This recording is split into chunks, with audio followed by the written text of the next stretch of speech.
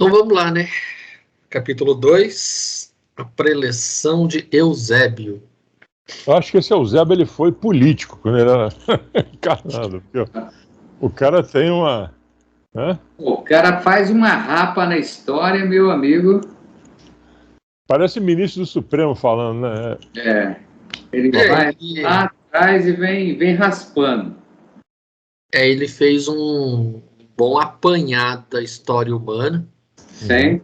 E, pelo visto, ele conhece o ser humano muito bem. Exatamente. Sim. E ele aponta aí todas as nossas... As mazelas. Todas as nossas mazelas, diferenças, contradições, principalmente. Principalmente, né? Contradições.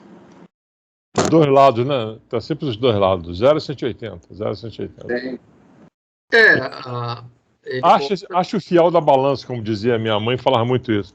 Meu filho, você tem que encontrar o fiel da balança, nossa, fiel da balança. Difícil, viu? Ele mostra aqui que a gente, muitas vezes, a gente erra sempre as mesmas coisas. Uhum. Parece que a gente está sempre andando em círculo. Uhum. Sempre repetindo os mesmos erros. E tá aí um exemplo que ele menciona, né, essa guerra maluca. Sim, aquilo que eu falei, uma passagem aqui que ele fala exatamente o que está acontecendo agora. É uma estupidez. Acontecendo exatamente nesse instante. É o cúmulo da estupidez humana, a guerra, como diz o maluco ali, despejando bomba na cabeça do... Quem não tem nada com isso. O cara é maluco, né? Maluco não, é interesse, né, velho? É muito interesse. O cara não é muito diferente, não é muito diferente do que a gente viu em toda a história, né? Vamos dizer assim, o desejo da supremacia. Então, o ser humano ainda tem muito disso. O poder. Sempre tem alguém querendo fomentar uma guerra. Se você voltar na história, exatamente o que você falou aí, sempre tem uns cabeças aí que... Porque, na verdade, no caso do Putin, dinheiro ele tem. A fortuna dele é avaliada em 42 bilhões de dólares. Tanto que ele já roubou da Rússia. Ele quer mais poder. Sim, ele quer dizer, eu sou o cara, né? Vou botar o crânio. Ele e a turma dele. Esse é o grande detalhe. Ele e uma turminha lá, cara. Sim, os empresários. Caras que nunca fizeram nada na vida, sempre viveram do governo, do autoritarismo da Rússia, né? O Império Russo era toda uma estrutura burocrática voltada para meia dúzia.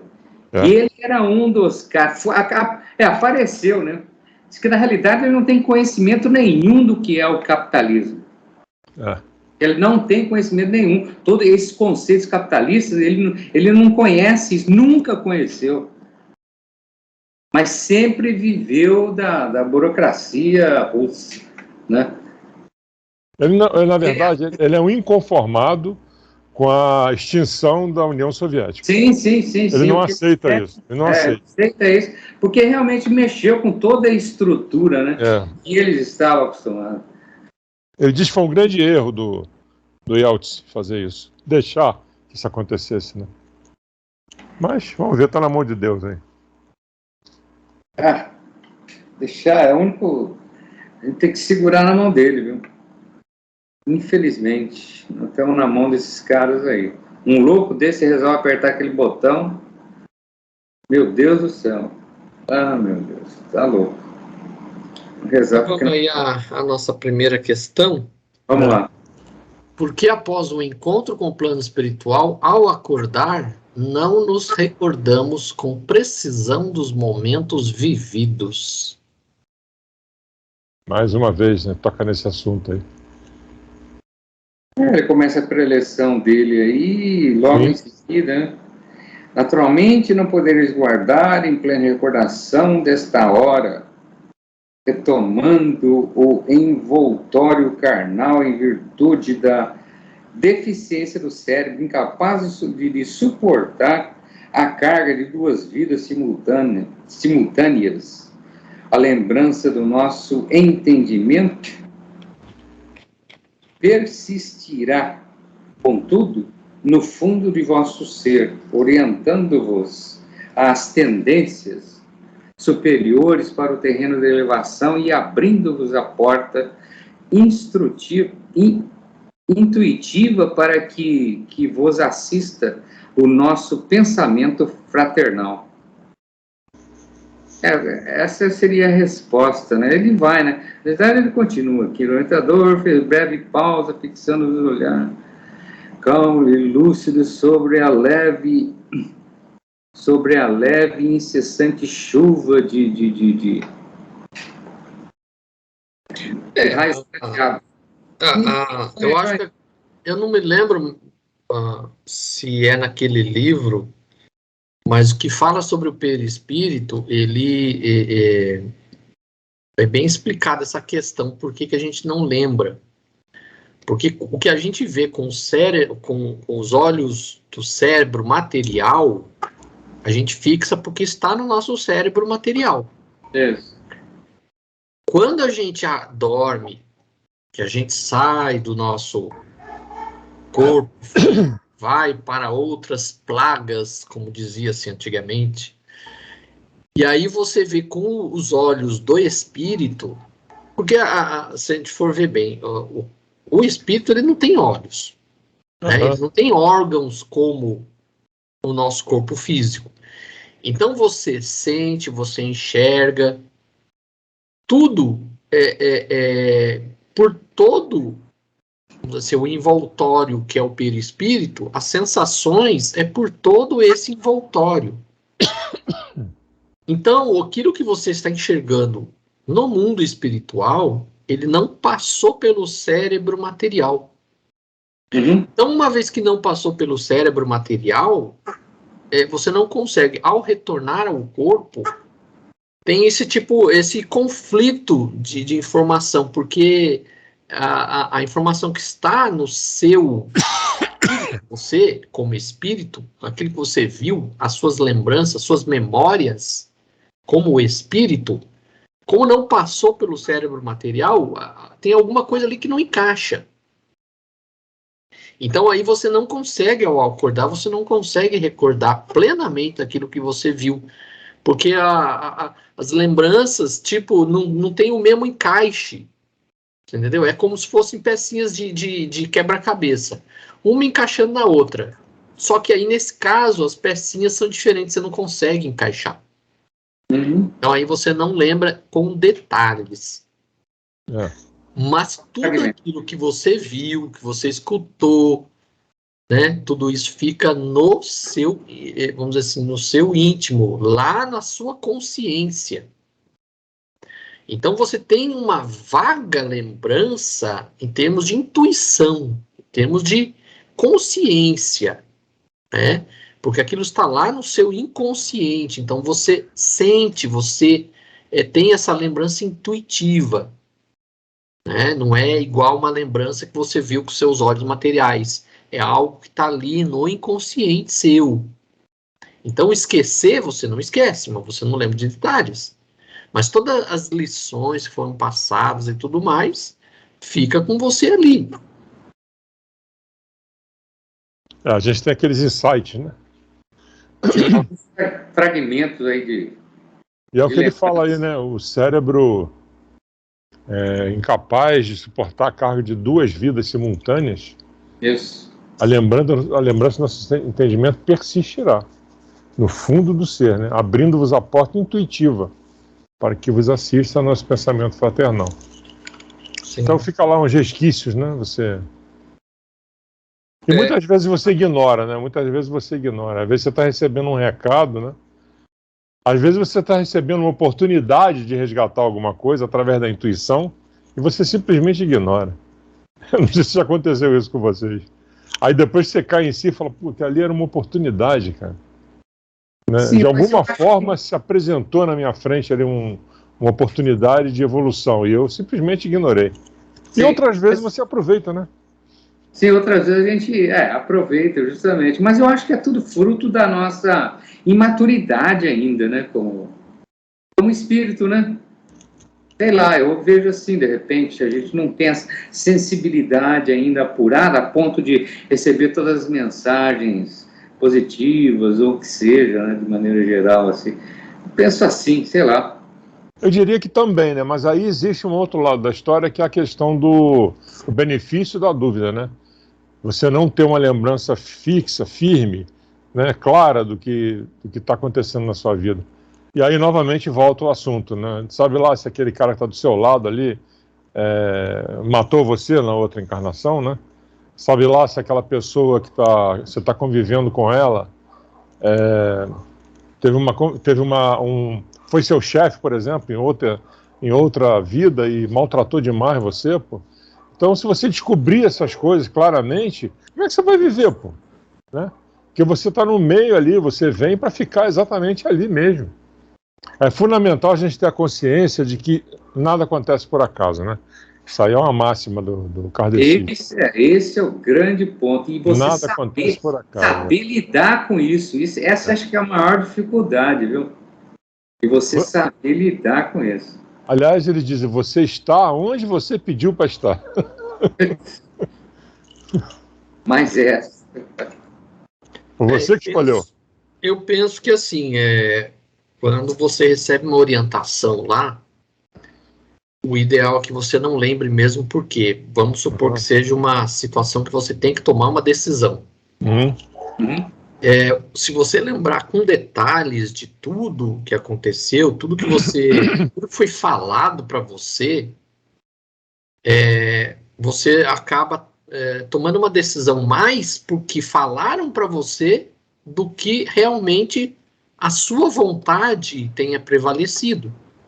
Então, quando você tem só a intuição, a sua participação naquele fato, ele se torna preponderante. E é isso que é o nosso aprendizado. A gente tem que aprender a nós tomarmos decisões na nossa vida por nós mesmos. E não ficar esperando os outros aconselhando a gente, olha, faz isso, faz aquilo, não sei o quê. Então, a gente tem que tomar a decisão baseada na nossa consciência. Verdade. É dessa forma que a gente vai aprender a tomar decisões. Tanto é que tem uma passagem aí na frente, onde ele fala que é para a gente não fugir das situações. Enfrentar, não é? Ele não fala aí na frente? Sim. Você não pode fugir das situações, enfrentar. Aí, se enfrentar, aí fica a seu critério, né? Fica muito na sua mão, né? Que tem um outro aspecto ainda, né? Normalmente, as situações em que você é colocado e que recebe os insights são situações normalmente extremamente desgastantes, né? São situações ruins. Não são coisas boas, confortáveis de você vivenciar, né? Porque nós estamos aqui não é para ficar de boa, né? A gente veio aqui para aprender. Então, nessas situações ruins é que você precisa aprender, como você falou, Leonel, a discernir o negócio, a escutar, né? A falar, pô, peraí, eu preciso... Baixa a bola. Não, aguenta aí. Tá aparecendo aqui um filme na minha frente, eu tenho que executar um finalzinho aí que seja legal para minha evolução, principalmente isso. Eu tenho que ouvir e... Bom, estou numa situação ruim. Vou ver se eu tiro alguma coisa de boa no sentido de aprender, não de levar vantagem na situação, né? E que aquela situação sirva para mim de lição, não de aproveitamento no sentido de tirar vantagens, né? Assim, essa vantagem material, vamos dizer, né? Da situação como um todo. É o que ele deixa a gente entender aqui, leva com que a gente deva pensar dessa forma. Né? A gente tem que ser deixado livre para nós decidirmos a nossa vida. Então, é baseado na nossa decisão. A gente recebe os aconselhamentos, mas isso fica lá no nosso subconsciente, de forma a nos dar uma orientação. Mas a gente não tem condições vamos dizer assim, não é recomendável que a gente lembre com detalhes, porque senão aí vamos dizer assim, tira o nosso mérito de ter decidido as coisas. E é assim que a gente aprende. É passando essas dificuldades e é tendo que decidir sobre determinadas dificuldades na vida, é assim que a gente aprende, e é assim que a gente vai ganhando mérito. Porque se a gente for sempre sendo orientado, faz isso, faz aquilo, a gente, por experiência própria, a gente não aprende. Sim. Vai estar sempre sendo guiado Aí não adianta. No mínimo, alguém fala assim: aproveite essa situação. Só isso. Sim. Aproveite se for capaz. Sim. Sempre lembrando, como diz minha guru Tiana, paciência tem limite.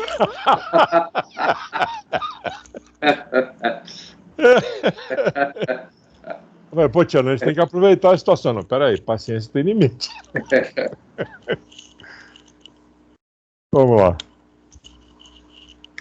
E aqui eu peguei até um trechinho depois na sequência aqui, que ele fala assim que aves livres em limitados céus, interferimos no plano divino, criando para nós prisões e liames, libertação e enriquecimento. Insta, pois, nos adaptemos ao equilíbrio divino, atendendo à função insulada que nos cabe em plena colmeia da vida. Então, a gente mesmo cria, muitas vezes, as ciladas para nós mesmos, né? E aí a gente tem que justamente aprender esse equilíbrio para a gente não ficar caindo sempre nos mesmos erros, né?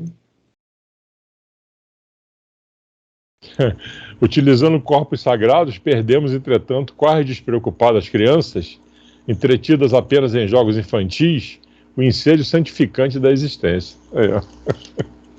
Aonde isso aí logo em seguida, Alexandre? É no parágrafo seguinte.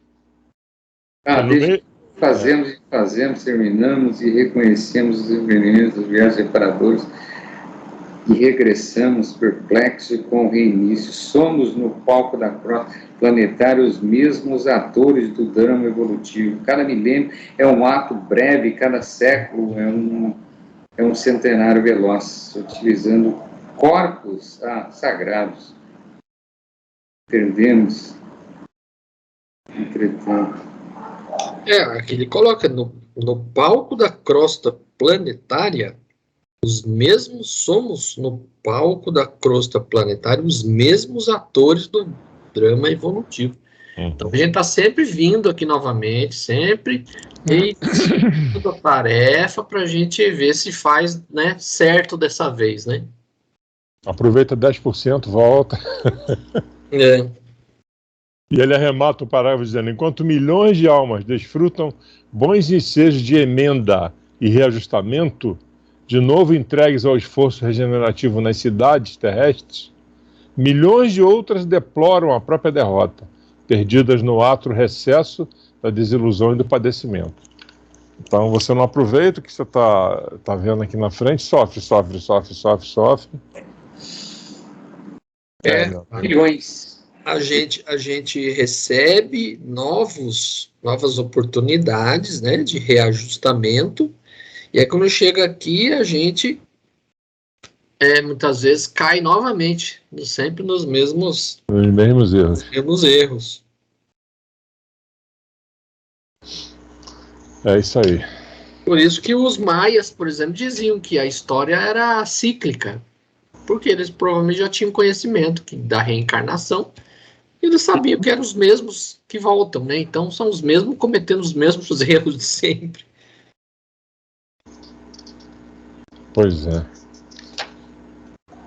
Aí vem a segunda questão. Eusébio nos traz uma reflexão quanto ao dualismo existente entre luz e trevas, o homem encarnado, ao longo do tempo. Ora cantando hinos de louvor, ora matando e destruindo para possuir. Discorra com o grupo sobre o assunto. O que o Lanel comentou no começo lá, né? São os dois lados, né, da história, sempre. Tá em seguida, tem um texto bom que ele fala disso aí. Não nos reportamos aqui aos missionários heróicos que suportam as sangrentas feridas dos testemunhos angustiosos, por espírito de renúncia, de amor, de solidariedade e sacrifício. São luzes provisoriamente apartadas da luz divina e que voltam ao domicílio celeste, como o trabalhador fiel regressa ao lar, fim da cotidiana tarefa.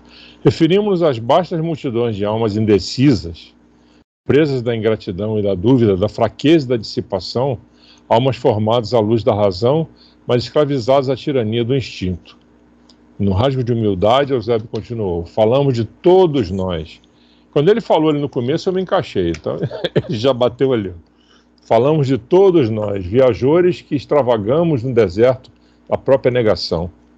De nós, pássaros de asas partidas, que tentamos voar ao ninho da liberdade e da paz, e que, no entanto, ainda nos debatemos no chavascal dos prazeres de ínfima estofa. Chavascal e estofa eu não pesquisei, mas alguma coisa... Chiqueiros dos prazeres em ínfima condição. Ínfima condição. Estofa é condição. Entendi. Por que não represar o curso das paixões corrosivas que nos flagelam o espírito? É difícil, né? Por que não sofrear o ímpeto da animalidade em que nos comprazemos, desde os primeiros laivos do raciocínio? Sempre o terrível dualismo da luz e das trevas, da compaixão e da perversidade, da inteligência e do impulso bestial. Estudamos a ciência da espiritualidade consoladora desde os primórdios da razão e, todavia, desde as épocas mais remotas, consagramo-nos ao aviltamento e ao morticínio. Cantávamos hinos de louvor com Krishna, aprendendo o conceito da imortalidade da alma, à sombra das árvores augustas que aspiram aos cimos do Himalaia. E descíamos logo depois ao vale do Ganges, matando e destruindo para gozar e possuir. Soletrávamos o amor universal com Siddhartha Gautama e perseguíamos os semelhantes em aliança com os guerreiros singaleses e hindus. Fomos herdeiros da sabedoria nos tempos distantes da esfinge e, no entanto, da reverência aos mistérios da iniciação, passávamos a hostilidade sangue-sedenta nas margens do Nilo. Acompanhando a arca simbólica dos hebreus, reiteradas vezes, líamos os mandamentos de Jeová, contidos nos rolos sagrados, e desatentos esquecíamos o primeiro clangor de guerra dos filisteus. Chorávamos de comoção religiosa em Atenas e assassinávamos nossos irmãos em Esparta. Admirávamos Pitágoras, o filósofo, e seguíamos Alexandre o Conquistador. Em Roma, conduzíamos oferendas valiosas aos deuses, nos maravilhosos santuários, exaltando a virtude para desembainhar as armas minutos depois no átrio dos templos, disseminando a morte e entronizando o crime. Escrevíamos formosas sentenças de respeito à vida com Marco Aurélio e ordenávamos a matança de pessoas limpas de culpa e úteis à sociedade. Com Jesus, o divino crucificado, nossa atitude não tem sido diferente. Sob os despojos dos mártires imolados nos circos, vertemos rios de sangue em vindita cruel, armando fogueiras de sectarismo religioso.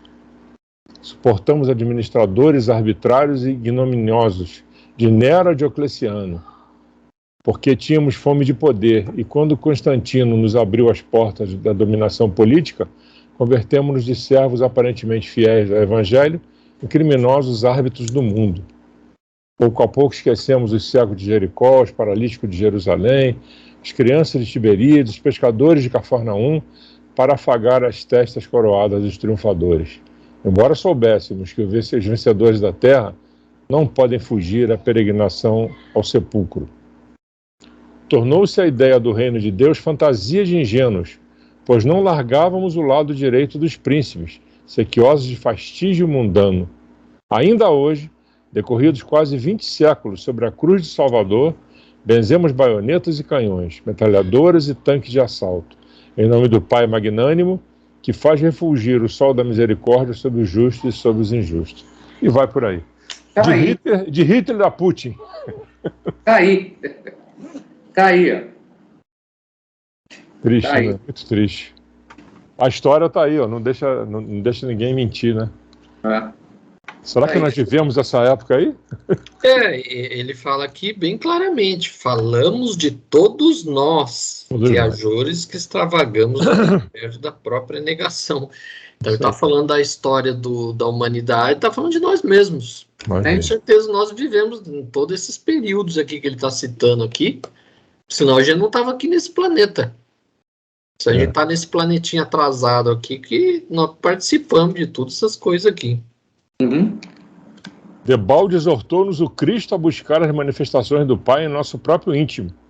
Cevamos e expandimos unicamente o egoísmo, a ambição, a vaidade e a fantasia na crosta planetária. Contraímos pesados débitos e escravizamos-nos aos tristes resultados de nossas obras, deixando-nos ficar indefinidamente na messe dos espinhos. Quando será que a gente vai aprender? É a pergunta.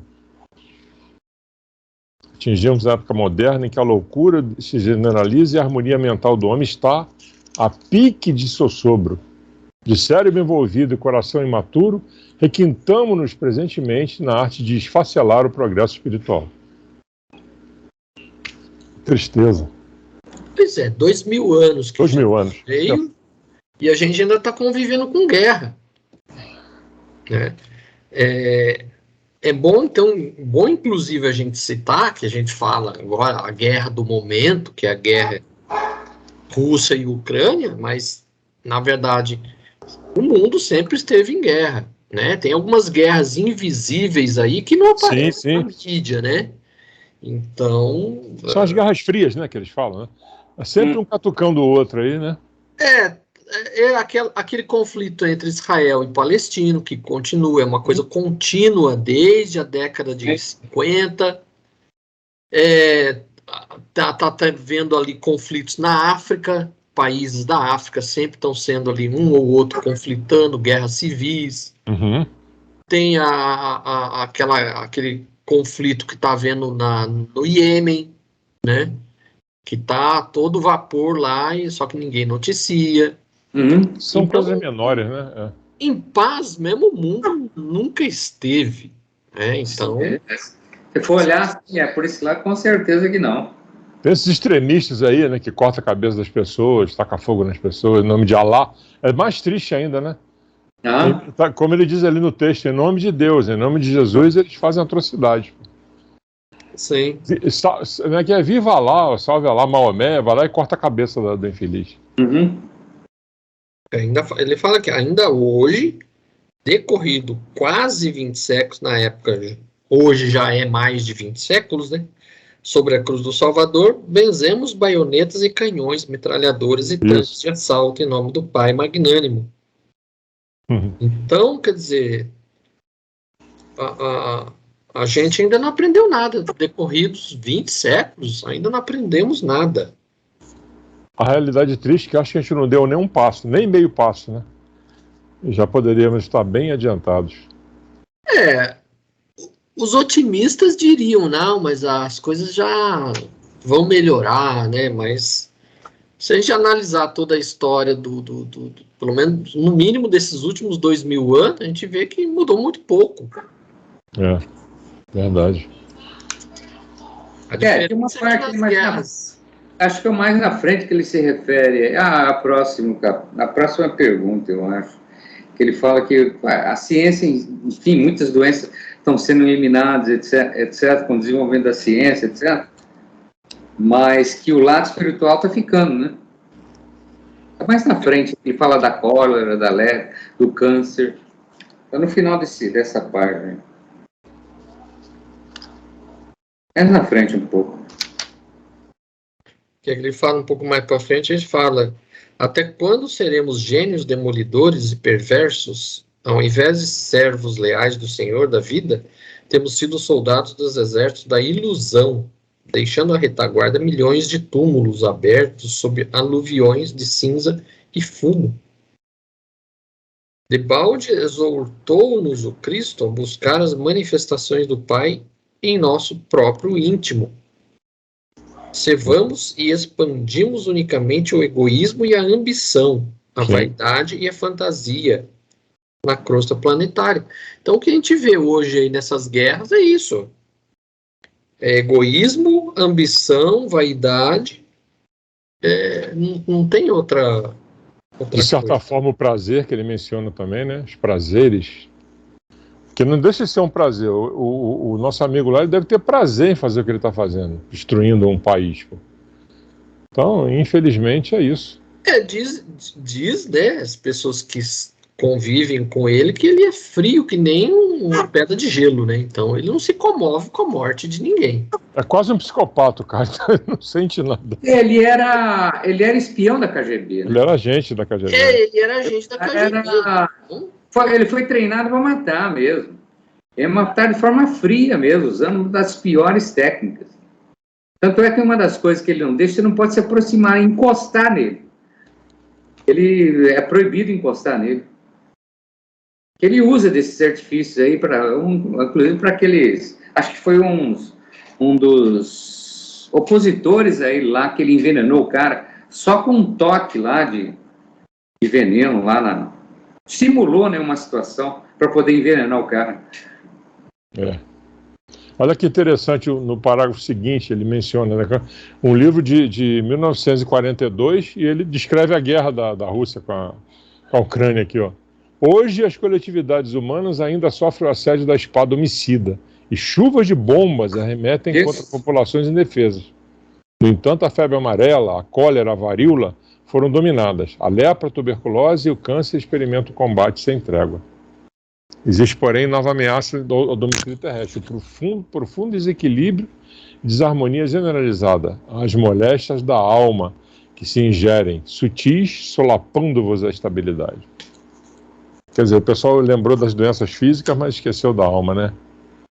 Vamos curtir a vida.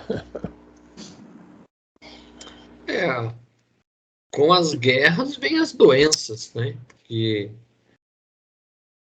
Vamos lembrar que durante a Primeira Guerra Mundial surgiu o surto lá de gripe espanhola, né? O ambiente é propício, né? Muita gente ferida, muita contaminação, né? Muita coisa destruída, então aparece aí hoje.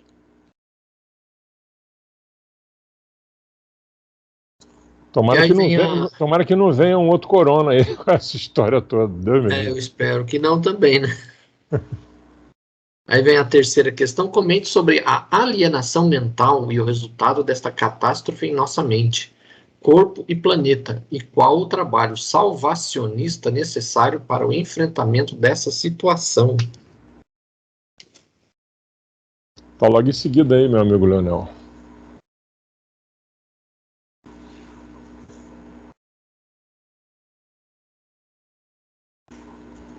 Vossos caminhos não parecem percorridos por seres conscientes, mas semelham-se a estranhas veredas, ao longo das quais tripudiam doentes alucinados. Como fruto de eras sombrias, caracterizadas pela opressão e maldade recíprocas em que temos vivido, odiando-nos uns aos outros, vemos a terra convertida em campo de quase intérminas hostilidades. Homens e nações perseguem o mito do ouro facial. Criaturas sensíveis abandonam-se aos distúrbios das paixões. Cérebros vigorosos perdem a visão interior, enceguecidos pelos enganos da personalidade e do autoritarismo.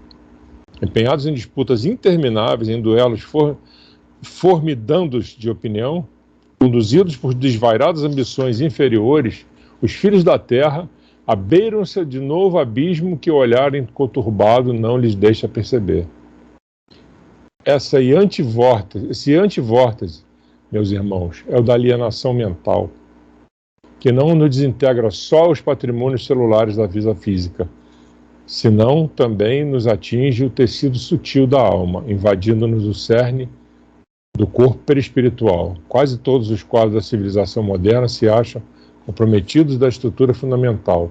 Precisamos, pois, mobilizar todas as nossas forças ao nosso alcance a serviço da causa humana, que é a nossa própria causa. O trabalho salvacionista não é exclusividade da religião, constitui ministério comum a todos, porque dia virá em que o homem há de reconhecer a divina presença em toda parte. A realização que nos compete não se filia ao particularismo, é obra genérica para a coletividade, esforço do servidor honesto e sincero interessado no bem de todos. O homem precisa valorizar onde ele vive, né? Eu acho que essa é uma grande verdade, né? O homem esquece disso, nós esquecemos disso, né? Basta ver a situação que está o planeta, né? E ele, em vez de procurar melhorar, ele complica mais ainda quando ele começa com guerra. Você está destruindo mais ainda a natureza. Sempre o interesse financeiro está sobrepõe ao interesse espiritual, ao interesse do bem-estar da maioria, enfim. O seu interesse, né? Acho que eu estou dizendo, o interesse de alguns, né? Se sobrepõe ao interesse de preservar o mundo onde você vive. Sim. Você tem que preservar o seu corpo e o seu ambiente, né? Porque senão... O interesse individual sobrepõe o interesse coletivo, né? E aí tem uma outra guerra também que é travada aí no dia a dia, que é a questão da poluição, né? Que também é uma guerra. Você destrói o planeta de outra forma, né? Você não dá um tiro, mas você destrói o planeta. Aos poucos. Exatamente.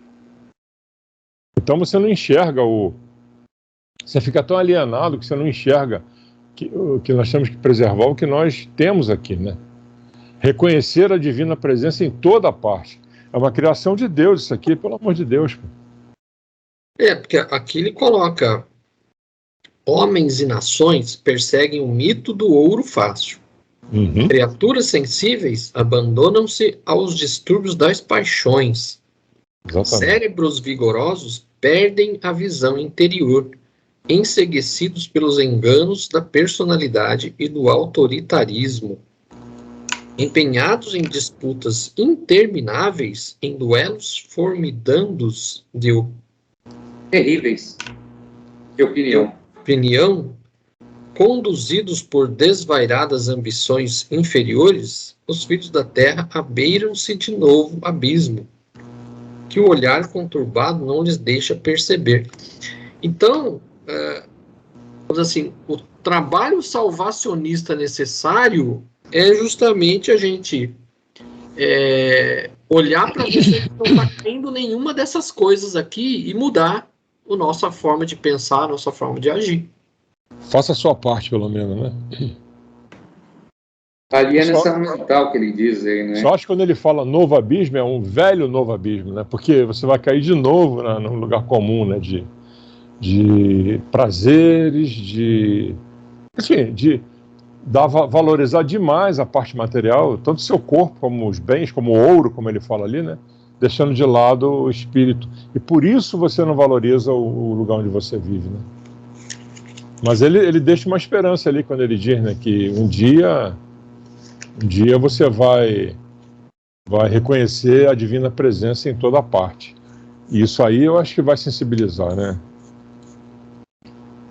Tem uma passagem do Evangelho quando Jesus está na região da Samaria, e aí a samaritana vai lá para buscar água, ele está lá no poço, ele conversa com a mulher, né? E a mulher se espanta, né? Porque nenhum judeu conversava com o samaritano, né? Que era considerado um povo impuro. Isso. E aí ela pergunta, né? Onde aproveitando, né? Pergunta para Jesus, né? Onde se deveria adorar, né? A Deus, se era no templo em Jerusalém, ou se era no Monte Gerizim, que era o monte sagrado dos samaritanos, né? E aí Jesus fala, olha, tempo chegará em que Deus será, né,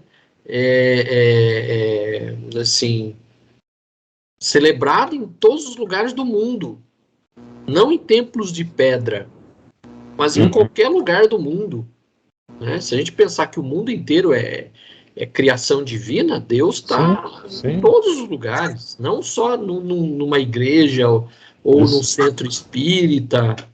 Então a gente... Só que é um tempo que ainda vai demorar muito, pelo que se percebe no atual contexto histórico nosso. Na atual conjuntura, olhando para trás... Vamos fazer a nossa parte, né? No momento que você vai fazer uma viagem, por exemplo, que você admira a natureza, você já está reconhecendo Deus ali, né? Porque nada é tão bonito quanto aquilo ali. Você passa numa estrada que você vê uma vegetação bonita, um cenário bonito, né? Um rio. Existem poucos ainda não poluídos, mas você analisa aquilo ali e sente que, mas se diz, aquilo faz bem para você, porque é bonito, você está reconhecendo Deus, né? Naqueles lugares ali. A criação dele, né? É pouco, né? Mas... Podemos fazer a nossa parte, por exemplo, também utilizando da reciclagem, por exemplo, né? Sim. Aqui em São José tem um bom serviço de reciclagem. Então, não jogar lixo comum, plástico, essas coisas que podem ser recicladas e são coisas que vão poluir. Então, podemos fazer a nossa parte dessa forma também. Sim, né? Sim. Nós estamos nessa luta aí. Coleta seletiva, nós estamos nessa luta com os blisters nas tampinhas. Aliás, o Sérgio falou que é uma cidade no entorno de São Paulo, tá? Se a gente tiver disponível, tiver disposição, uma vez por mês e levar lá, entendeu? Ele ia levantar o endereço certinho. A gente racha a gasolina e leva lá. Sim, podemos fazer isso sim. Se tiver uma quantidade significativa, a gente pode até levar. Aquilo que você comentou, Cláudio, de fazer a sua parte, ele descreve no parágrafo seguinte, a próxima pergunta, né? Sim. Que ele diz para você, não vos esqueça a vossa luz própria. Primeiro você. Só no finalzinho aqui, eu achei interessante a gente falar assim, a realização que nos compete não se filia ao particularismo. Sim. É obra genérica para a coletividade. Ou seja, não devemos ficar restritos ali ao nosso grupinho, ali à nossa panelinha. A gente é espírita, a gente só vai ajudar quem é espírita. Não é? É isso que ele está dizendo aqui, não. Seja um cidadão do mundo, seja um cidadão que ajuda qualquer um, independente de cor, credo, raça, seja lá quem for. Né? A gente viu aí nos noticiários, aí, por exemplo, dos refugiados da Ucrânia, os africanos estavam sendo impedidos de entrar nos veículos para sair do país. Sim. Eles estavam colocando no final da fila. É complicado isso aí. É mais triste ainda, né? Então, mas é assim, ajude mais e cobre menos dos outros, né? Por aí. Uhum. Ele fala isso aí de uma maneira bem clara no parágrafo seguinte aí. Eusébio, número 4, né? Eusébio nos alerta para, antes de procurar a luz alheia, procuremos em nós a nossa própria luz. Nos alerta que no plano regenerador da carne choram amargamente milhões de homens e mulheres que abusaram do concurso dos bons.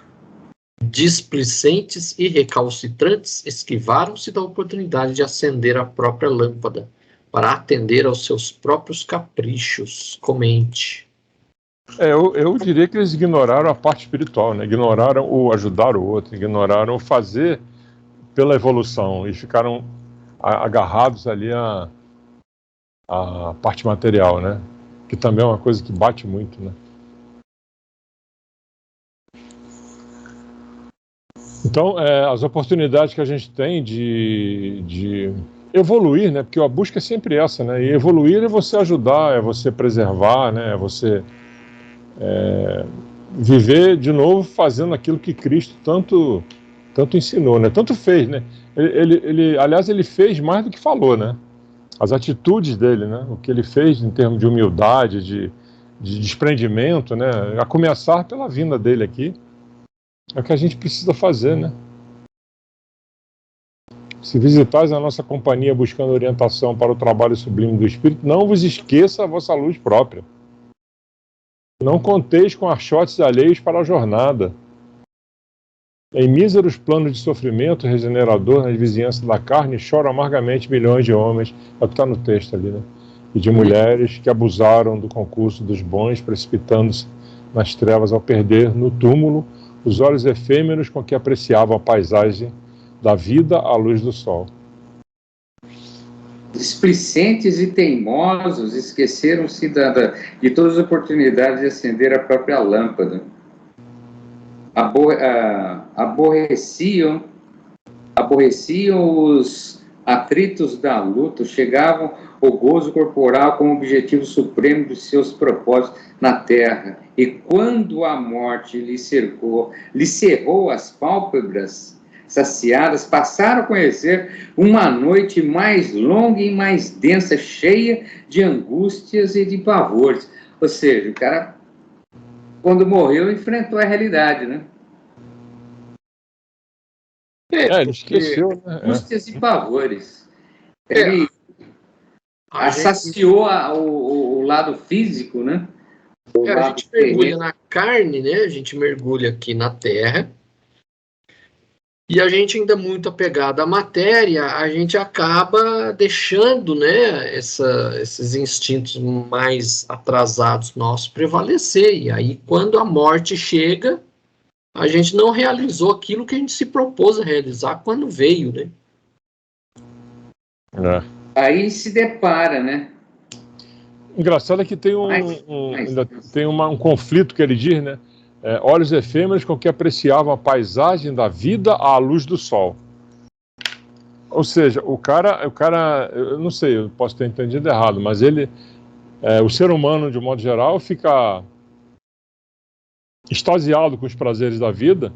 Tudo é bonito, né? Tudo é claro. Se ele tem uma vida boa, uma vida de conforto, uma vida de dinheiro, e na verdade não é isso. A luz do sol ela é importante, mas você que faz o seu dia ser bonito, né? Pode estar chovendo, pode estar trovoada, e você tem que ter a capacidade de ajudar os outros. Mais do que ficar pensando na parte física, né?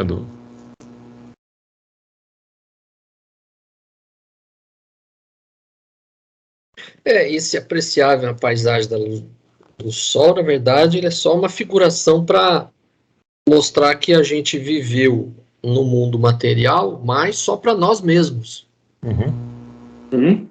A paisagem da vida à luz do sol. Ou seja, estava tudo bom, né? Porque a gente estava bem de vida, estava curtindo a vida, né? Enquanto estava tudo bem, beleza, vamos aproveitar, vamos curtir a vida, né? É tudo sol, né? Que o sol é sinônimo de coisa bonita, coisa linda, coisa maravilhosa. Como diz aquele chavão que muitas vezes as pessoas falam, a vida é uma só, então vamos aproveitar. Vamos aproveitar, né? Absorver os atritos da luz, elegeram o gozo corporal como objetivo supremo de seus propósitos na Terra. E quando a morte lhe cerrou as pálpebras, saciadas, passaram a conhecer uma noite mais longa e mais densa, cheia de angústia e de pavores. Aí o cara se deu conta da realidade. Aí nas entrelinhas está dizendo que você não morre, né? Que a partir do momento que você sente a morte é porque você não viveu o espírito, né?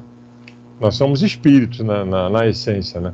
Então, o espírito não morre. Se você dá muita atenção ao corpo, à parte física, à parte material, na hora que você fecha o zoinho lá, que o corpo vai... seu espírito sai, aí você cai na real, né? Gente, eu não sou mais carne. Pô. Você se depara com a realidade, né? Eu vou aproveitar o quê agora? Sim. Considerando que você teve uma vida extremamente materialista, né? Somente à custa de sofrimento dos outros, por exemplo, né? Como esse cara aí, por exemplo. Já pensou quando ele enfrentar a morte? Esse cara pode viver 100 anos que ele não vai conseguir gastar o dinheiro que ele tem. Então é uma coisa assim tão egoísta, né? Ele deixar o povo russo sofrendo do jeito que o povo sofre. Hoje em dia está um pouquinho melhor. Mas a Rússia teve época, na época da União Soviética, que não fabricava nem palito de dente. Ela dependia do mundo, papel higiênico. E o cara fazendo fortuna, pô, junto com os empresários lá, né? É muita, assim, uma visão muito restrita do que é a vida, né? Pelo amor de Deus. Nossa Senhora. E aqui eu achei interessante quando ele fala que não vos esqueça a vossa luz própria, não conteis com archotes alheios para a jornada. Isso me lembrou aquela parábola das 7, acho que é 7 virgens. Você tem 7 mulheres com uma lâmpada e aí chegam outras com a lâmpada apagada. E aí pede as 7 virgens, não, as virgens prudentes, alguma coisa assim. As 7 prudentes e as 7 imprudentes. Então tinha 7 mulheres que tinha a lâmpada acesa e outras 7 que estava apagando. E aí as que estavam apagando, elas pedem para as que estavam com a lâmpada acesa um pouco do óleo, né, para acender, para que não deixasse sua lâmpada apagar.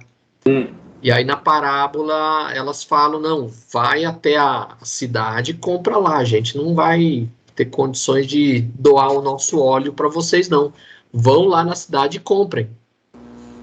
E aí as 7 que estavam com a lâmpada acesa entram na festa, que era uma festa de casamento. Porque segundo que eu lembro do contexto histórico, quando havia casamento, existia toda uma pompa. Aí tinha 7 mulheres que levavam lâmpadas acesas. Era um tipo de um simbolismo que eles tinham lá. Então que estavam com a lâmpada acesa entraram no casamento e fechou-se a porta. E as outras 7, quando voltaram com o óleo, elas encontraram a porta fechada. E aí elas bateram lá e não conseguiram entrar. Então a moral da história é assim: o óleo que acendia as lâmpadas, na verdade, vamos dizer assim, são as virtudes que você conquista. É a sua auto-iluminação. E então a sua auto-iluminação, as suas virtudes, você não pode passar para ninguém. Isso não é algo transferível. Então, se conquisto uma virtude, eu não tenho condições de prestar para ninguém. Porque é particular, né? Porque é algo que cada um conquista por si próprio. Isso. Você se forja nas nossas atitudes. Quando elas mandam a elas ir lá na cidade comprar, o simbolismo é: conquiste a sua iluminação. Trabalhe por você mesmo e conquiste a sua iluminação. E aí o simbolismo da porta fechada é que, assim, quem não conseguir aprender, se auto-iluminar, não vai chegar a níveis mais altos em termos de espiritualidade. Então a festa de casamento seria locais melhores para a gente viver. Então, se a gente não conseguir essa autoiluminação, nós não vamos chegar nesses níveis mais altos. Isso, inclusive tem uma passagem, eu me lembro que eu li, que você não pode usar a iluminação do outro, né? Ou a tocha, ou a luz do outro. Você tem que acender a sua, né? Você não vai galgar, você não vai andar, não vai progredir, se você não fizer com que a sua luz acenda com a luz do outro. É a parábola das virgens prudentes e das virgens imprudentes. Interessante. Vou procurar no Evangelho e tem lá. Mas ele chama atenção para o negócio aí no parágrafo seguinte, que também é interessante, né? Procurais conosco, apreciso conosco, ele diz, o mundo espiritual. A precisa orientação para os trabalhos que vos tangem presentemente na crosta. Seduzidos pela claridade da esfera superior, fascinados pelas primeiras noções do amor universal, desejais a graça da cooperação na sementeira do porvir. Reclamais asas para surtos sublimes, tendes em mira coadjuvar no esforço da elevação. Indubitavelmente, a intenção não pode ser mais nobre. É, entretanto, indispensável que considereis a vossa necessidade de integração no dever de cada dia. Impossível é progredir no século sem atender às obrigações da hora. Torna-se imprescindível, na atualidade, recompor as energias, reajustar as aspirações e santificar os desejos. Ou seja, não adianta você achar que o mundo espiritual, isso que eu entendi, né, vai te dar sempre as energias que você precisa. Na verdade, você tem que buscar aqui embaixo, né? Tem que buscar aqui embaixo fazendo bem, ajudando as pessoas, né?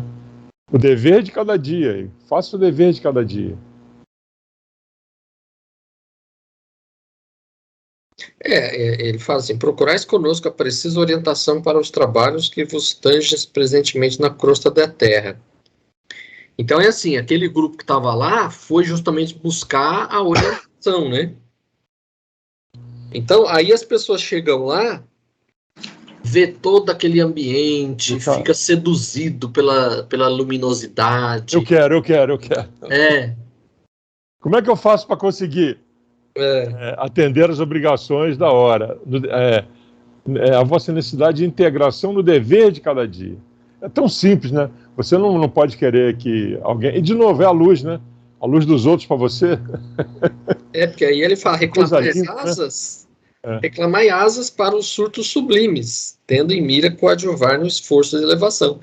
Então, aí ele fala que a intenção não seria mais nobre do que isso. Então, é louvável a sua intenção de você querer, né, subir, querer se elevar.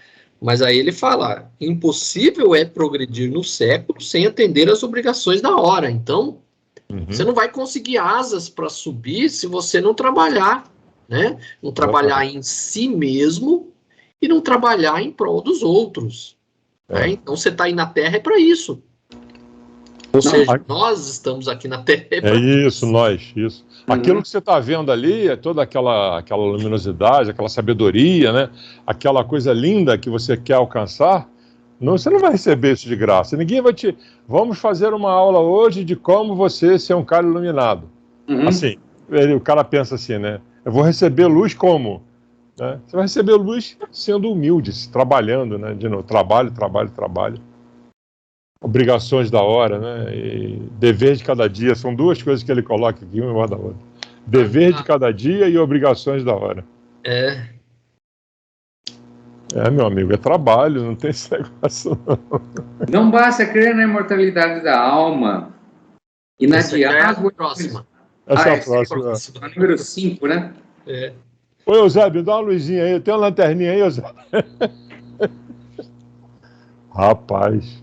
É porque, é como ele falou aqui, não contei square shot alheios. Isso. Então, trabalhe a sua iluminação. Não adianta querer pedir pro colega do lado, passa um azeitezinho para minha isso aí. Minha lâmpada aqui, que não tem como não. Tem uma pilha aí, pô? Vai conquistar sua pilha, pô. Eu, hein? Aí vem a quinta, né? Comente a frase: não basta crer na imortalidade da alma. Inadiável é a iluminação de nós mesmos, a fim de que sejamos claridade sublime. Como conseguiremos a autoiluminação? Aí que eu pergunto para vocês, como? Como? A pergunta de $1 milhão. Como? Vai, Leonel. Tá contigo. Não basta para o arrojado cometimento da redenção e do simples reconhecimento da sobrevivência da alma e do intercâmbio entre os dois mundos. Os levianos e os maus, ignorantes e os insensatos podem corresponder igualmente à distância de país a país. Antes de mais nada, importa elevar o coração e romper as muralhas que nos encerram na sombra.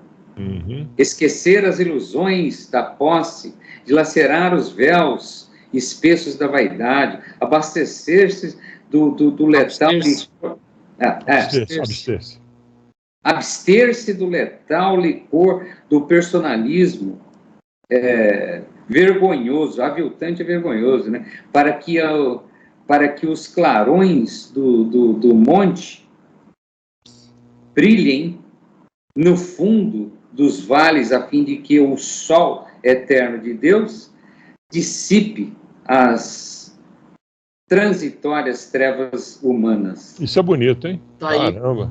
Daí a fórmula para a nossa autoiluminação. Tá aí, ó. E, na verdade, o Leonel acabou lendo o certo, né? Abastecer-se do letal licor. A gente não se abstém, não se abastece, pô. O letal licor do personalismo aviltante. Você fica cada vez mais impregnado com isso, quando na verdade você deveria se abster, se afastar, acabar com isso aí. Exato, Ô, Leonel, o seu subconsciente falou por você. Esse aviltante aí é vergonhoso, cara. É isso aí, pô. São as atitudes vergonhosas, né? Do materialismo, do desprezo às pessoas, do cada um por si, Deus por todos, né? Aqui está a fórmula da felicidade, que desde a Mesopotâmia antiga os filósofos se debatem como conseguir a felicidade. Está aqui a fórmula. E você volta no texto, viu que a gente sempre deu uma vela para Deus e outra para o diabo, né? Como também se falava no passado. Sim. Você dá uma vela para Deus, outra para o diabo, pô. Então.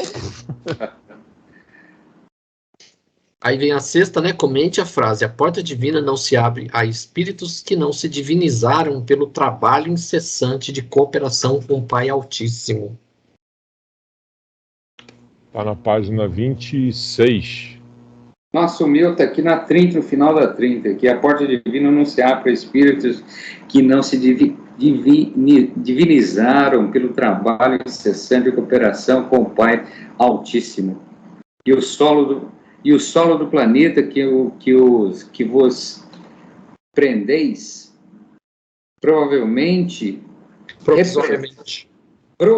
provisoriamente representa o abençoado círculo de colaboração que o Senhor vos confia. Recolhei o orvalho celeste no no íntimo. Escrínio, né? Escrínio é íntimo. Escrínio é íntimo. No coração sedento de paz. Contemplai as estrelas que nos assinam de longe, como sublime ápice da divindade. Todavia não olvidais o campo das lutas presentes. Campo de lutas presentes. O espiritualismo nos tempos modernos não pode. Essa já é a próxima. Essa é a 7. Seria a 7ª? Tem uma frasezinha interessante aí nessa 6, que ele diz: a porta divina não se abre a espíritos que se não divinizaram pelo trabalho incessante de cooperação com o Pai Altíssimo. Então, meu amigo, não é de graça, né? Você não vai obter nada de graça. É porque aqui, se a gente for pegar aqui uma resposta que ele dá a uma questão que ele próprio faz, né? Então, ele, no parágrafo anterior, ele coloca assim: o plano superior não se interessa pela incorporação de devotos famintos de um paraíso beatífico. Admitiríeis, porventura, vossa permanência na crosta planetária sem finalidades específicas? De jeito nenhum. Se a erva tenra deve produzir consoante objetivos superiores, que dizer da magnífica inteligência do homem encarnado? Que não há de esperar da razão iluminada pela fé. Receberíamos tão sagrados depósitos de conhecimentos edificantes para um sacrifício por nada? Iríamos ao aljofar de tais bênçãos para fortalecer o propósito egoístico de alcançar o céu sem escalas preparatórias, sem atividades purificadoras? Então aqui ele coloca claramente, filho, olha, você acha que o céu você vai conquistar porque você rezou tantos Pai Nosso, tantos Ave Maria, fez novena, peregrinou para em Aparecida, fez jejum. Jejum. Não é nada disso. Né? A porta divina não se abre a espíritos que não se divinizaram. Então, não pode ser nada exterior, tem que ser interior. Sim. Esses pregadores de promessa aí, o cara atravessa, você vai de lugar a lugar, né, de joelho, carregando uma cruz de 50 quilos. Pô, isso aí não resolve, né, cara? Não é por aí, né? Outro aspecto é rezar dia e noite, né? Tem gente que acha que isso, o cara as mãos e fica ali. Não existe, né? Não sei se foi a irmã Dulce ou foi a outra lá, a Madre Teresa, que falou que mãos postas não conseguem ajudar, né? Tudo bem, rezar é importante, mas você tem que abrir as mãos e... Sim. E só a clausura aí desse pessoal que vive aí... Sem querer julgar ninguém, né? Mas há muito a fazer, né? Sim. Nossa, tem que trabalhar aí, nossa senhora. Eu acho que mãos que ajudam são mais úteis do que lábios que oram. Isso aí. Então, você, se tem a oportunidade de ajudar, ajude.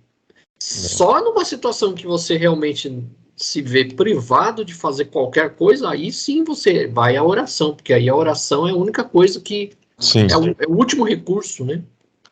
A oração é fundamental, né, também, é fundamental, mas você não pode viver só de oração, né?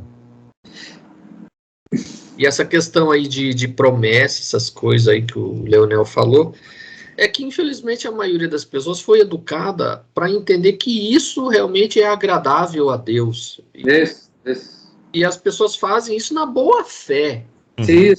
Mas é porque, infelizmente, a religião, hoje, as religiões mais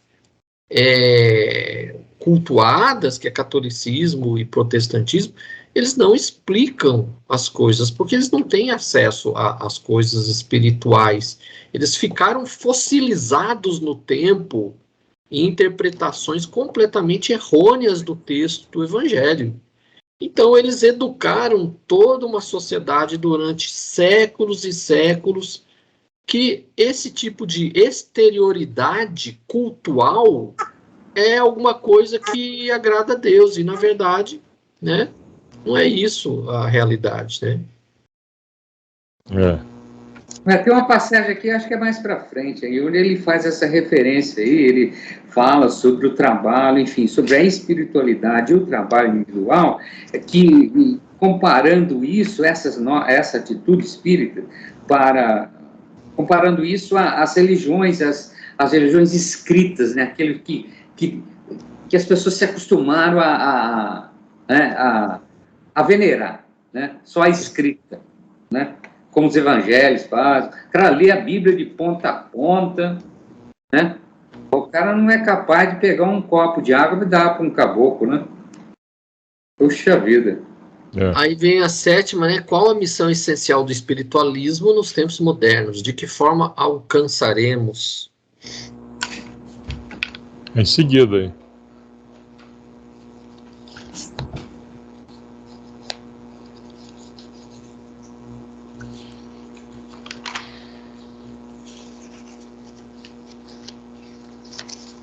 Vamos lá, página 7. Página 26, seguido aí, né? O espiritualismo nos tempos modernos não pode restringir Deus entre as paredes de um templo da Terra, porque a nossa missão essencial é de converter toda a Terra no templo augusto de Deus, né? Bacana isso aí, né? E ele já tinha mencionado ali atrás que você enxergaria Deus em todo... Dia há de chegar, né? Que você vai enxergar Deus em tudo que você vê, né? Para a nossa vanguarda de obreiros decididos e valorosos, passou a face da experimentação fútil, de investigações desordenadas, de raciocínios periféricos. Vivemos a estruturação dos sentimentos novos, argamassando as colunas do mundo vindouro, com a luz acesa em nosso campo íntimo. Natural é que os aprendizes recém-chegados experimentem, examinem, operem sondagens e evoquem teorias brilhantes, em que as hipóteses concorram ao lado da exibição personalista. Compreensível e razoável, toda escola caracteriza-se pelos diversos cursos que lhe formam os quadros e as disciplinas. Não nos dirigimos aqui, porém, aos que ainda sonham na clausura do eu, enredados nos 1000 obstáculos da fantasia que lhes cristaliza as impressões. Falamos a vós outros que sentis a sede de universalismo, anônimos companheiros da humanidade que se esforça por emergir das trevas para a luz. Como aceitardes a estagnação como princípio e a felicidade exclusivista como fim? Sábia essa frase, sábia. Como aceitardes a estagnação? Achei interessante que logo depois aqui ele fala assim: não reclamemos, pois, ingresso em mundos felizes antes de melhorar o nosso próprio mundo. Isso aí. Então, como é que a gente quer alcançar mundos mais felizes, esferas mais altas na espiritualidade, se a gente aqui no nosso próprio mundo, muitas vezes a gente faz a vida do outro um inferno. Então, é que não entendeis, não pretendeis o voo sem haver aprendido a marchar. No meio aí da página 33 no meu aqui.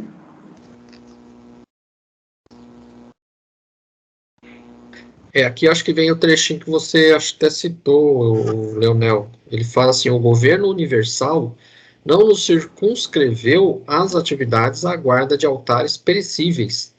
Isso. Convocados a velar no círculo particular de uma interpretação exclusivista, senão a cooperar na libertação do espírito encarnado, abrindo horizontes mais claros à razão humana, refazendo o edifício da fé redentora que as religiões literalistas esqueceram. Não, isso aí, esse é o ponto, esse era o trecho que eu queria me lembrar, exatamente isso aí, que as religiões literalistas esqueceram, ou seja, vamos trabalhar o espírito aí de uma outra forma, ajudando, certo, participando, agora só ficar lendo, né, aquilo que está escrito, vou lá, ouço, vou na missa. Porque as religiões tradicionais, como eles cortaram essa questão do intercâmbio com o mundo espiritual, eles ficaram restritos ao que está escrito no Evangelho. Então, para explicar, muitas vezes, as situações do mundo que a gente vive hoje, a única coisa que eles têm é a Bíblia. E aí, muitas vezes, eles têm que criar interpretações, muitas vezes, absurdas para explicar aquilo que existe no mundo. Porque o Evangelho, a Bíblia, ela não tem a resposta para tudo. A mente humana viaja, né? E o pessoal se concentra muito nisso, né? E também eu acho que as interpretações, além de quem está lendo e interpretando, tem um entendimento daquilo que está ouvindo, entendeu? Eu acho que é os dois lados, né? De repente, quem está ensinando não de forma... Está tendo uma visão meio míope, e quem está ouvindo não está entendendo nada. Então, acho que fica meio que no ar, né? Sem muita consistência, né? Não, e muitas vezes se deixando levar pelos falsos profetas, como diz a Bíblia, né? Além disso... Deus que me perdoe, Edir Macedo é um exemplo disso. Nossa né? Senhora! Amealha multidões com ele como se ele fosse o dono da verdade. Ele tem o caminho do paraíso. Sim, e os caras, nossa, levantam um dinheiro, meu amigo, usando da ignorância de quem está ali, né? Subversão de valores. Como atender a esses milhões de necessitados espirituais que não receberdes a responsabilidade do socorro fraterno? Se não receberdes a responsabilidade do socorro fraterno. Como sanar a loucura incipiente se não vos transformardes em imãs que mantêm o equilíbrio? Sabemos que a harmonia interior não é artigo de oferta e procura nos mercados terrestres aí, ó. Mas a aquisição espiritual só acessível no templo do espírito. Não está na prateleira, né? Faz-se, pois, mister, acendamos o coração em amor fraternal à frente do serviço. Não bastará em nossas realizações a crença que espera, indispensável é o amor que confia e atende. Transforma e eleva, como o vaso legítimo da sabedoria divina. Eu acho que esse parágrafo aí responde a questão de como alcançaremos. Como alcançaremos. A sabedoria divina, seguir. Sejamos instrumentos do bem, acima de expectantes de graça. A tarefa demanda coragem e suprema devoção a Deus, sem que nos convertamos em luz no círculo em que estivermos, em vão acometeremos a sombra aos nossos próprios pés. E no prosseguimento da ação que nos compete, não nos esqueçamos de que a evangelização das relações entre as esferas visíveis e invisíveis é dever tão natural e tão inadiável da tarefa quanto a evangelização das pessoas. E aí, na sequência, aí, a 8ª questão, comente a frase: não busqueis o maravilhoso. A sede do milagre pode viciar-nos e perder-nos. Está no texto todo falando isso. Uhum. Mas se deixar levar pelo maravilhoso. O maravilhoso aí é a matéria, né? Eu entendo isso. Deixa você abestalhado.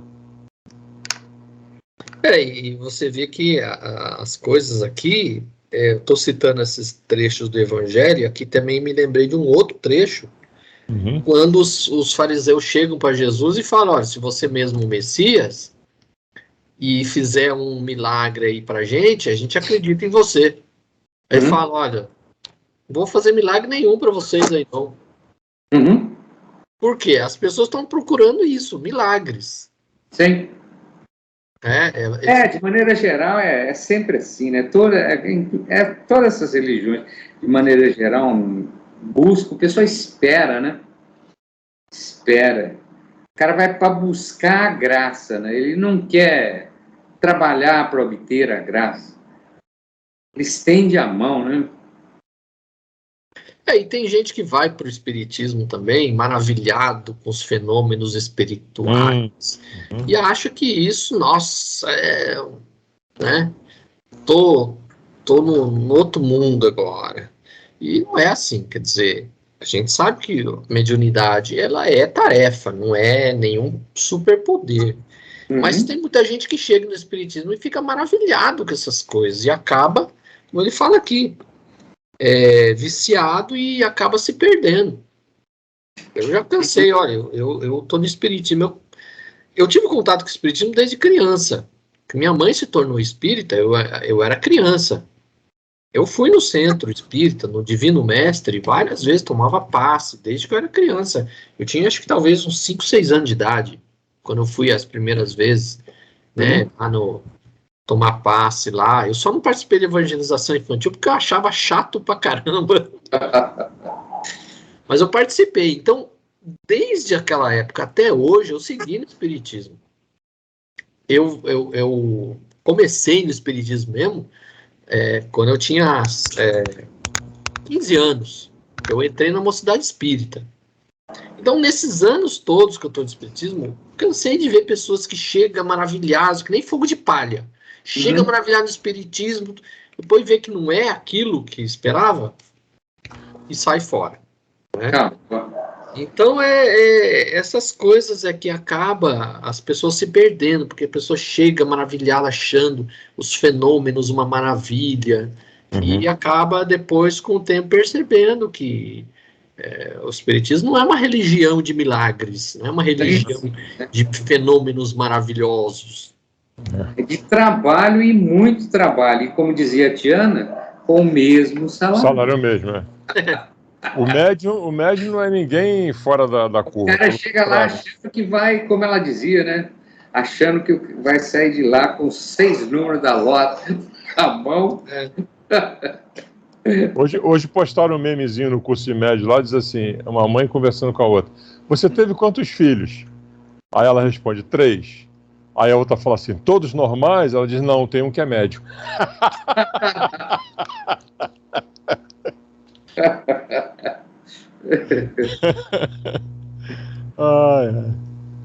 Mas tem uma frase aqui bacana aqui na frente, tem várias coisas bonitas, lógico, esse cara fala muito bem. Abandonai a ilusão antes que a ilusão vos abandone. Esse aí é muito interessante, isso aí, né? Não? Abandonar a ilusão antes que a ilusão vos abandone. Porque quando a ilusão te abandona, é quando você fecha os olhos, né? Aquele exemplo que ele deu lá atrás, né?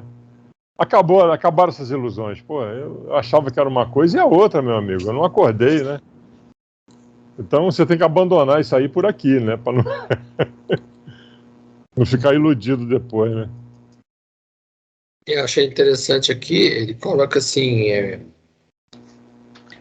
as facilidades concedidas aos espíritos santificados que admiramos são prodigalizadas a nós, por Deus, em todos os lugares. O aproveitamento, porém, é obra nossa. É isso aí. Então, auxílio, né, ajuda a gente está sempre tendo.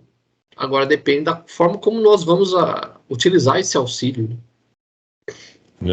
E não botar a carroça na frente dos bois, que é outro, que ele fala de outro jeito aqui, ó. Não intentais o voo sem haver aprendido a marcha.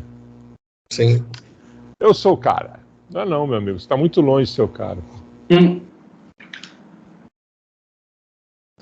Como diz Tiana de novo, toda hora a gente lembra dela. Eu já falei para ela, Tiana, você é muito lembrado, você vai ser imortal, né? Assim, porque como nós estamos gravando, está indo para a internet, está passando pelos satélites em volta da Terra, está se expandindo pelo espaço. De repente, daqui a uns 5.000 anos, um planeta lá, não sei aonde, lá vai receber essas imagens aí. Vai todo mundo perguntando, quem é essa tal dessa Tiana aí que está sendo citada? Esse pessoal sempre fala dela, né? Eu falei para ela que ela está me deixando mal acostumada. Ela foi dizer que paciência tem limite. Eu falei, você não devia ter dito isso pra mim. Mas uma coisa eu aprendi com as conversas com ela. Nunca peça paciência para Deus. Oh, meu Deus, me dê paciência. Faz isso não. Você tá ferrado.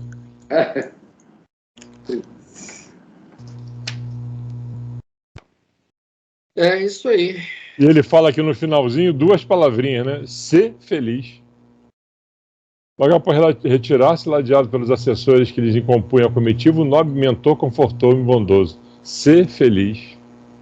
Aqui ele já terminou a palestra aí, né? Aí ele apresentou um projeto pro Eusébio, né? Sim.